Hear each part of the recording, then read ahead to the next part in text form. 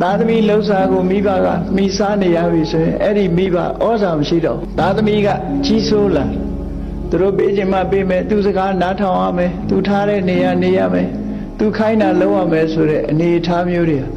မိဘတွေဟာတနာစရာအခြေအနေမျိုးရောက်နေကြတာဟာလောကမှာရှိနေတယ်။လေစဉ်တောင်ကြီးကကျွေးမွေးဆောင်းရှောက်လာတဲ့ကျေးဇူးတွေကိုမထောင်မထားပဲနဲ့ကိုကလုံနိုင်ကိုင်းနိုင်ရွယ်ရောက်လာတဲ့အခါမိအိုဖအိုတွေကိုဆူလိုက်ငေါင်းလိုက်တဲ့ဆိုတဲ့အနေအထားမျိုးတွေဟာအတော်ရင်နာစရာကောင်းတဲ့အနေအထား